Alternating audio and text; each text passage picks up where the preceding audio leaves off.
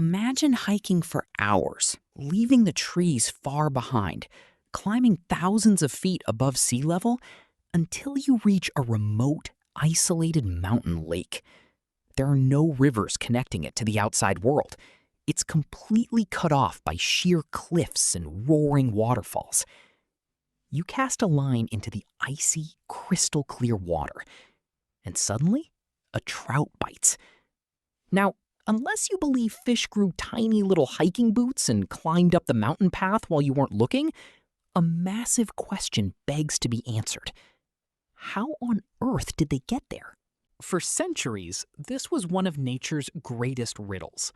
How could fish inhabit lakes that were formed thousands of years ago by retreating glaciers, sitting high above barriers that no swimming fish could ever bypass? Scientifically speaking, scientists realized there are a few wild, natural ways this happens, though some sound straight out of science fiction. The hitchhiker method. Believe it or not, birds are the ultimate airline for fish. Waterfowl like ducks and ospreys visit lowland lakes, wading through shallows where sticky fish eggs, like those of trout or minnows, cling to their feathers or feet. When the bird flies up to a pristine alpine lake for a pit stop, those eggs can wash off into the new water. Even crazier, some fish eggs can survive passing through the digestive tract of a duck. A fish eating a fertilized egg, flying miles away, and, well, nature finds a way. The ancient flood highway. Sometimes the answer is just time and tectonic shifts.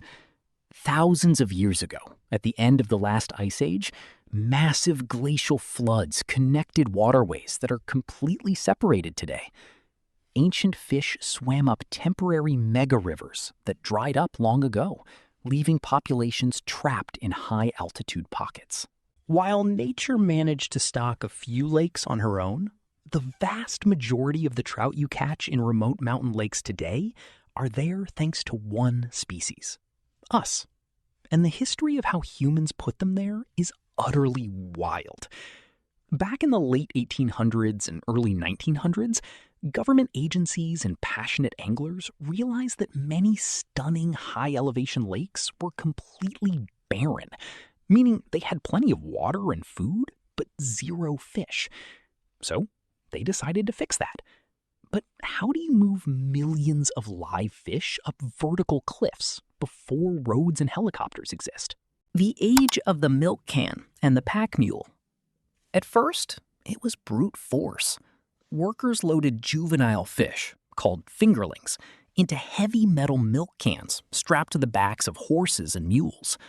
They'd embark on grueling, multi-day expeditions up treacherous mountain trails, stopping every few hours to use hand pumps to push fresh air into the water so the fish wouldn't suffocate. Operation Fish Bomber. But as tourism grew and the demand for stocked lakes skyrocketed, horses weren't fast enough. By the 1940s and 50s, wildlife departments, especially in places like Utah, Colorado, and California, got incredibly creative. They started using airplanes. At first, they flew low and dropped heavy wooden crates of fish attached to parachutes. But soon, pilots realized parachutes were too slow and expensive. So they invented a technique called aerial stalking. Low-flying bush planes would dive toward a high-altitude lake, open a specialized hopper in the belly of the plane, and dump thousands of fingerling trout, along with water, straight out of the sky. Don't worry, these little fish are lightweight, flexible, and hit the water like a feather falling from a tree. Wildlife agencies still use specialized helicopters today to precision drop millions of trout into remote alpine lakes every single year. Now, before you think this is all just a heartwarming story of humans helping fish find a nice mountain home, there is a massive ecological plot twist. Remember, many of these high-altitude lakes were naturally barren for a reason. They weren't meant to have fish. When humans introduced aggressive, non-native trout, like rainbow, brown, or brook trout, into ecosystems that evolved without fish, it caused a domino effect. Voracious trout ate up native aquatic insects, wiped out fragile populations of mountain amphibians, and completely altered the food webs of pristine wilderness areas. Today, wildlife biologists have a complicated balancing act. In some heavily visited lakes, they keep stocking fish for recreational anglers. But in other ultra-remote national parks, they are actually working to remove fish to help bring back native endangered mountain frogs and salamanders. So, that fish is either the descendant of an epic microscopic journey on the foot of a migrating duck, a survivor of an ancient glacial flood, or a literal skydiver dropped out of an airplane by a wildlife biologist half a century ago. Either way, it's a reminder that nature is full of hidden engineering, unexpected history, and a touch of absolute wonder.